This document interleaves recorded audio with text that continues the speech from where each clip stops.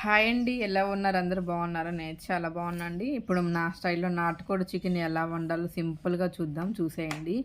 ఇంకెందుకు ఆలస్యం, నోరూరించి నాటుకోడి చికెన్ రెడీ చేద్దాం. ఫస్ట్ స్టవ్ ఆన్ చేసుకొని పొయ్యి మీద మన కూరకి సరిపడే గిన్నె పెట్టుకుందాం. అందులో ముందుగా ఆయిల్ వేసుకోవాలండి. ఆయిల్ వేడయ్యాక జీలకర్ర, యాలకులు, దాల్చిన చెక్క వేసుకొని కాస్త వేడయ్యాక కూరకి సరిపడా ఉల్లిపాయలు అయితే ముక్కలుగా చిన్నగా కట్ చేసుకొని పెట్టుకున్నాం కదా, అవైతే వేసుకుందాం. అలానే 4 పచ్చిమిర్చి వేసుకోవాలండి. కాస్త కస్తూరి మేతి కూడా వేసుకోవాలి.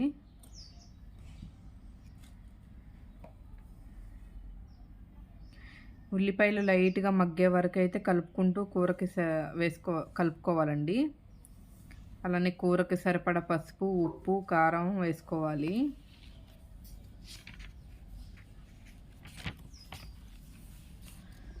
చూసారుగా పసుపు, ఉప్పు, కారం అయితే వేసుకోవాలండి.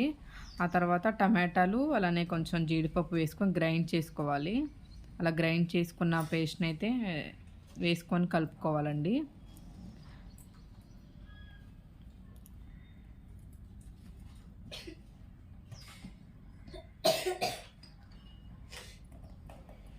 అందులోనే అల్లం వెల్లుల్లిపాయ వేసుకోవాలి.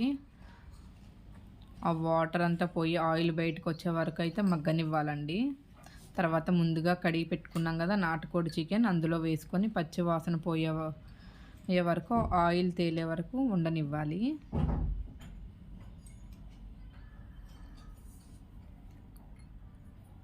అందులో కాస్త గరం మసాలా అలానే ధనియాల పొడి, చికెన్ మసాలా వేసుకొని బాగా కలుపుకోవాలి. తగినన్ని నీళ్లు పోసుకొని బాగా ఉడకనివ్వాలి.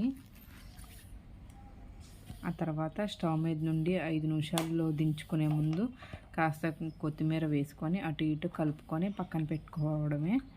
అయిపోయిందండి. సింపుల్గా నాటుకోడి చికెన్ రెడీ. ఇంకెందుకు ఆలస్యం, బయట వాతావరణం చల్లగా ఉంది కదా, సింపుల్గా మీరు రెడీ చేసుకోండి.